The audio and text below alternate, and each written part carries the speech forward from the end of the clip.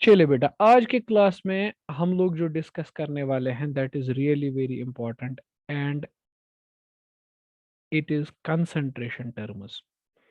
आज के क्लास में हम कंसंट्रेशन टर्म्स के ऊपर बात करेंगे। कंसंट्रेशन किसको कहते हैं पहले ये समझते हैं, ठीक है ना। उसके बाद हम कंसंट्रेशन टर्म्स पर आ जाएंगे। देखो बेटा, अगर आप अक्सर बात करोगे ना सॉल्यूशंस की, तो सॉल्यूशन दो चीजों से मिलकर बनता है। एक होता है हमारे पास सोल्यूट और दूसरा होता है सॉल्वेंट। चूंकि सॉल्यूशंस आपका टॉपिक नहीं है इस टाइम पे, तो मैं शॉर्टकट में बोलूंगा सोल्यूट और सॉल्वेंट। सॉल्वेंट हो गया जो लेस अमाउंट में प्रेजेंट होता है, ठीक है। और सॉल्वेंट हो गया यहाँ पे जो मोर अमाउंट में प्रेजेंट होता है, जो ज्यादा अमाउंट में प्रेजेंट होता है, ठीक है। हाउएवर देयर आर रूल्स, कुछ रूल्स हैं जिनसे हम पता करते हैं सोल्यूट कौन सा है सॉल्वेंट कौन सा है। वो आप 12th क्लास में पढ़ोगे, ठीक है। फिलहाल आप याद रखो, सॉल्यूशंस बने होते हैं सोल्यूट और सॉल्वेंट के। सोल्यूट वो होता है जो कम क्वांटिटी में प्रेजेंट हो, और सॉल्वेंट वो होता है जो ज्यादा क्वांटिटी में प्रेजेंट हो। जैसे कि आपने NaCl लिया, NaCl इज बेटा सोडियम क्लोराइड। सोडियम क्लोराइड को आपने डाल दिया फॉर एग्जांपल वाटर में, H2O, तो ये वाटर है, ठीक है ना। तो जब ये दोनों मिक्स हो जाएंगे वहां पे बनेगा NaCl इन एक्वस फॉर्मेट, ठीक है। तो ये बन गया एक सोल्यूशन, ठीक। अब देखो यहाँ पे जो ये NaCl है ना, this is called as solute. और ये जो H2 है ना, this is called as solvent.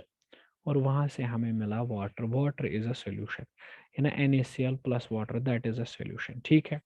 जैसे कि आपने डाल दिया से for example C6H12O6, this is glucose, ये सबको पता है।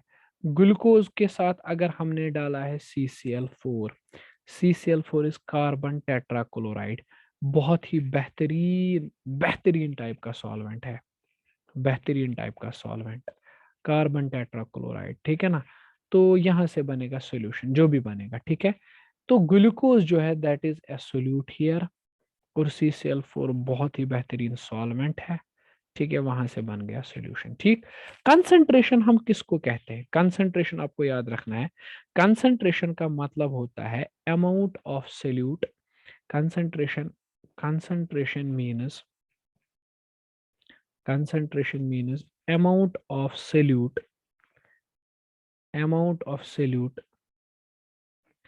present in given amount of solvent, given amount of solvent, ठीक है ना। कि किसी सोल्यूट में कितना, किसी सॉल्वेंट में कितना सोल्यूट प्रेजेंट है, ठीक है। मतलब आपको ये देखना है कि अमाउंट ऑफ सोल्यूट, सोल्यूट कितना क्वांटिटी में प्रेजेंट है, divided by amount of solvent, divided by amount of solvent, ठीक है। दैट इज कॉल्ड एज बेटा जी कंसंट्रेशन, उसी को बोलते हैं हम लोग कंसंट्रेशन, ठीक है ना। कंसंट्रेशन ऑफ सोल्यूशन, ठीक है। तो concentration simply means amount of solute divided by amount of solvent, या ऐसे भी डिफाइन करते हैं कंसंट्रेशन को। कंसंट्रेशन का मतलब होता है अमाउंट ऑफ सोल्यूट, किसी एम सोल्यूट का कितना अमाउंट है divided by amount of solution, और कितना सोल्यूशन बन रहा है वहां पे, ठीक है। ऐसे भी रिप्रेजेंट करते हैं, ठीक। तो दोनों ही तरीके को हम लोग कंसंट्रेशन बोलते हैं, मतलब चेक करना है। Concentration simply means how much solute a solution contains, किसी सोल्यूशन में कितना सोल्यूट प्रेजेंट होता है, किसी सोल्यूशन में कितना अमाउंट है सोल्यूट का present, that is called as concentration, ठीक है। तो डिफाइन कैसे करेंगे? Amount of solute divide by amount of solvent, या amount of solute divide by amount of solution, ठीक है। बहुत आसान सी चीज है, आप समझ जाओगे। देखिए, अब आप पूछोगे सर यहाँ पे तो बहुत सारे तरीके हैं, ठीक है। आपने कहा कि आपको देखना है सोल्यूट कितना है और सॉल्वेंट कितना है। सर बहुत सारे तरीके हैं, ठीक है। बेटा कौन कौन से तरीके हैं, ध्यान से देखो।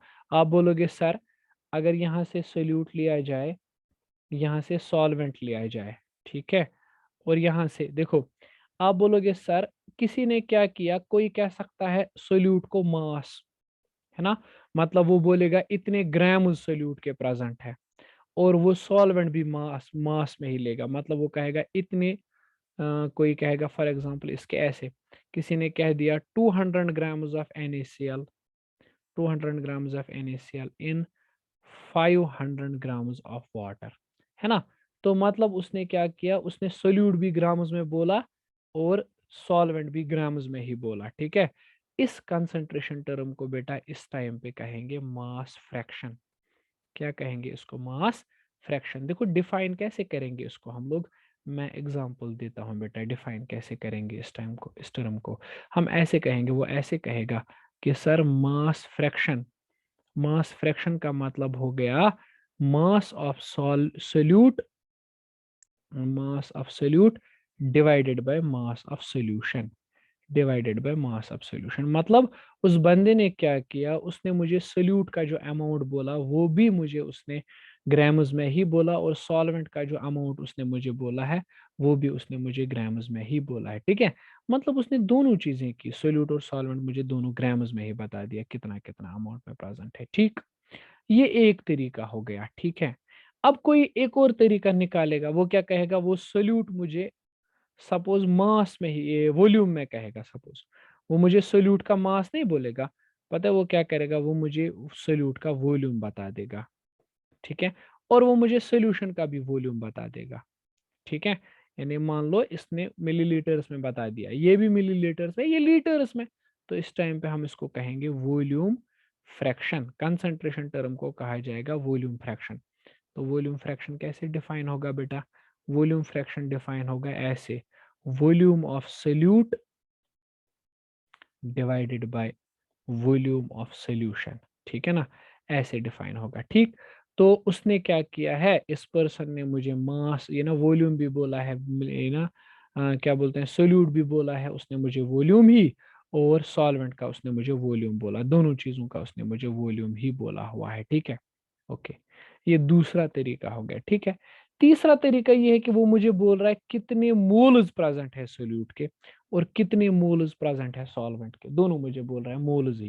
वो बोल रहा है सर इतने मोल्स सोल्यूट के, इतने मोल्स सॉल्वेंट के। तो इस टाइम पे बेटा इसको कहेंगे मोल फ्रैक्शन, इसको कहेंगे मोल फ्रैक्शन, ठीक है ना? तो मोल फ्रैक्शन को कैसे डिफाइन किया जाएगा, हालांकि मैं इन टर्म्स पे अलग अलग आऊंगा, लेकिन फिलहाल हम ऐसे देख रहे हैं। तो बोलेगा mole of solvent divided by moles of solvent नहीं सोल्यूट, ठीक है, divide bye moles of solution. हालांकि सॉल्वेंट के लिए भी डिफाइन किया जा सकता है, वो मैं बोलूंगा बाद में। चलो इन तीनों की पहले एक एग्जांपल ले लेते हैं, ठीक है, थोड़ा समझ में आ जाएगा। मान लीजिए ये मेरे पास एक सॉल्यूशन है, इसमें दो चीजें हैं ए और बी। मान लो बेटा ए इज, इसमें ए है सोल्यूट और बी जो है that is solvent. Okay sir, समझ गए। तो मास फ्रैक्शन कैसे निकालेंगे? मुझे बोलो मास फ्रैक्शन ऑफ ए का मास फ्रैक्शन, तो आप बोलोगे सर ए का mass divide by total mass, M A plus M B. Total mass हो गया ना मास ऑफ द सॉल्यूशन। चलो मुझे बताओ mass fraction of B, B का मास फ्रैक्शन, सर वो हो गया बी का mass divided by total mass, M A plus M B. Okay, ठीक, चलिए सर ठीक है, समझ गए कि ए का मास कितना है divide by B total mass, that's mass fraction of A, B का mass divide by total mass, that's mass fraction of B. Okay okay, चलिए अब बताइए सर वॉल्यूम फ्रैक्शन अब डिफाइन कैसे करेंगे? बेटा देखो मैं बता रहा हूँ वॉल्यूम फ्रैक्शन में कैसे डिफाइन करूंगा, ध्यान से समझना। यही सॉल्यूशन देंगे जिसमें ए है एज अ सोल्यूट और बी है एज सॉल्वेंट। ओके सर, तो बताइए sir volume fraction of A, कोई भी मुझे बता देगा, volume of A divided by total volume, total volume हो गया ना V A plus V B. अच्छा, चलिए सर, और वॉल्यूम फ्रैक्शन ऑफ बी बताइए, volume of B divide by total volume.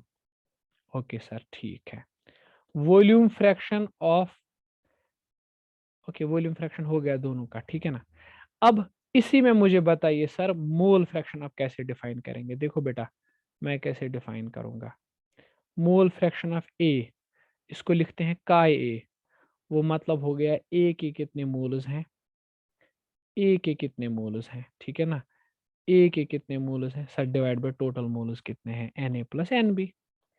चलो बेटा मुझे बोलो mole fraction of B, B के कितने मोल फ्रैक्शन, वो हो गया volume of the mole of the B divide by total moles.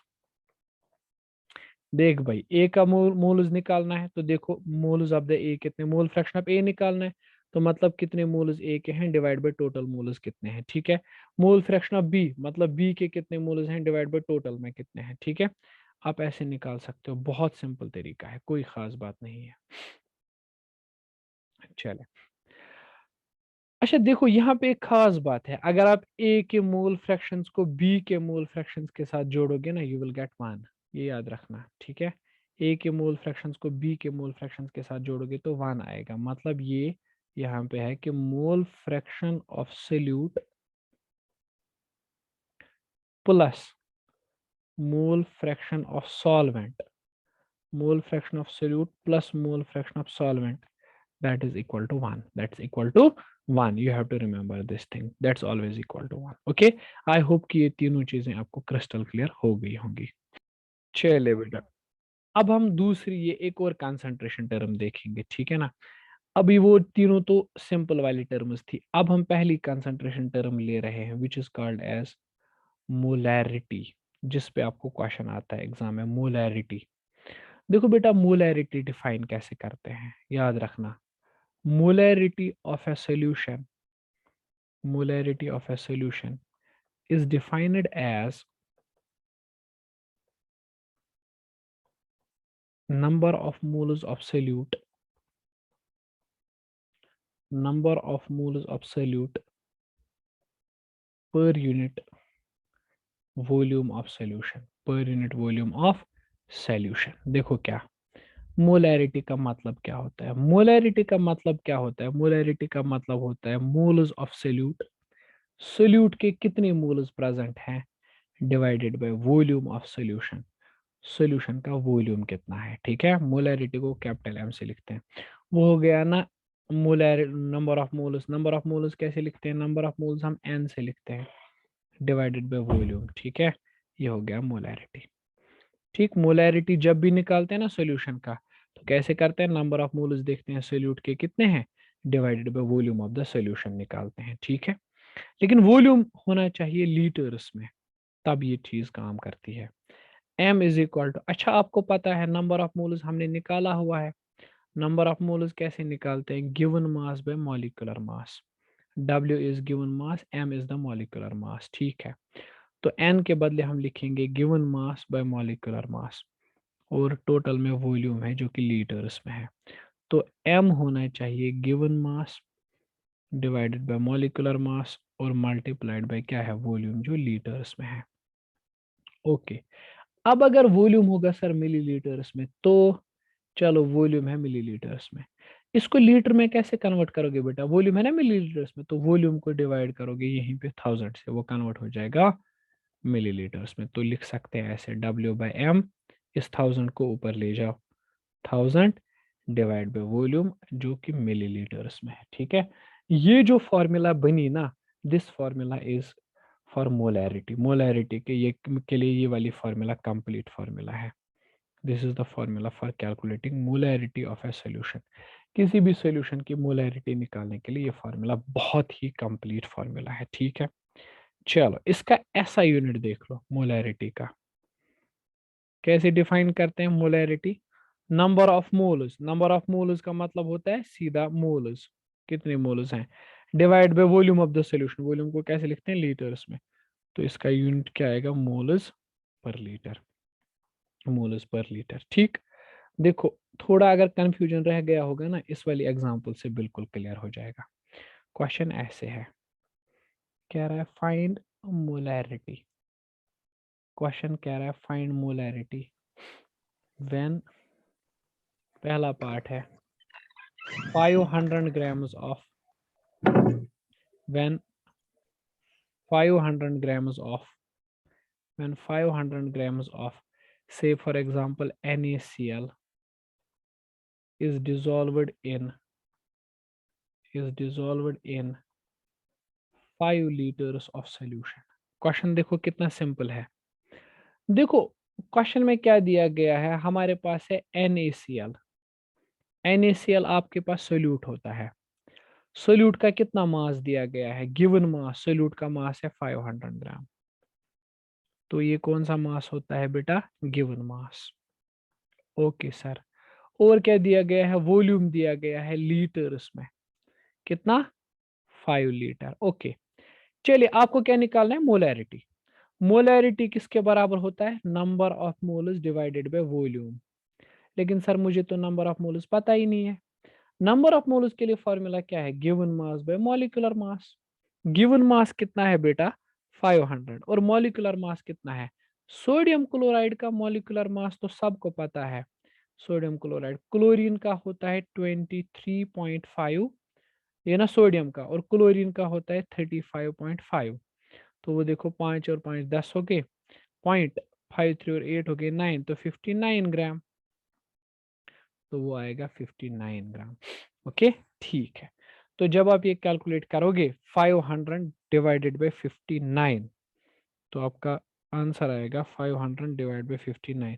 तो आंसर आपका आएगा 8.47 मोल्स।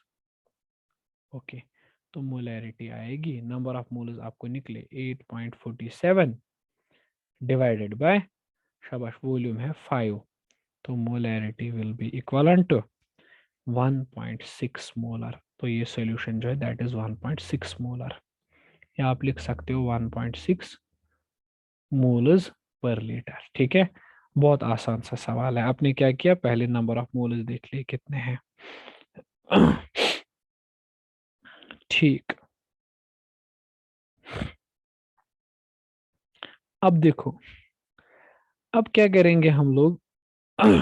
अब एक काम कर सकते हैं बेटा, हम एक और क्वेश्चन लेंगे, ठीक है, जिसमें हम और डिटेल से थोड़ा समझेंगे। दूसरा पार्ट है इसी क्वेश्चन का, जिसमें क्वेश्चन वाले ने कहा है कि आप एक काम करो, आप मोलैरिटी निकाल लो। ठीक है, किस चीज की मोलैरिटी निकाल लो, जब हमने किया है 9.8 grams of H2SO4, 8.9 grams of H2SO4 in 250 centimetre cube of solution. चलिए बेटा, बहुत आसान क्वेश्चन है। तो बताइए सर क्या है H2SO4, H2SO4 बेटा सोल्यूट है यहाँ पे, और इसका गिवन मास, मतलब मास दिया गया है 9.8 ग्राम। ओके सर, वॉल्यूम भी सर दिया गया है 250 सेंटीमीटर क्यूब। इसको पता है क्या करो, इसको लीटर्स में कन्वर्ट करोगे कैसे, 1000 से डिवाइड करो, तो ये खुद ब खुद आ जाएगा 0.250 लीटर्स। ओके, ये गिवन मास है। मोलैरिटी होती है ना number of moles per unit volume. ठीक है, नंबर ऑफ मोल्स नहीं पता, नंबर ऑफ मोल्स हो गया given mass by molar mass. Given mass कितना है 9.8, मोलर मास कितना है, H2SO4 का मोलर मास तो सबको पता है, H2SO4। हाइड्रोजन एक का होता है 1 ग्राम, हमारे पास दो हाइड्रोजन है, प्लस सल्फर का होता है 32 ग्राम, सल्फर का होता है 32 ग्राम। ऑक्सीजन एक का है 16, हमारे पास चार ऑक्सीजन है ये, तो 98 ग्राम हो गया। तो this is 98, that is sir 98 divide by 980। तो नंबर ऑफ मोल्स हो गए 1/10, दैट इज 0.1। सो मोलैरिटी हो गया number of moles, that is 0.1 divide by volume, volume of the solution is 0.250। तो सर मोलैरिटी जब आप कैलकुलेट करेंगे दैट विल बी 0.4 मोलर। आसान सा क्वेश्चन है, कोई खास बात नहीं है इसमें, राइट।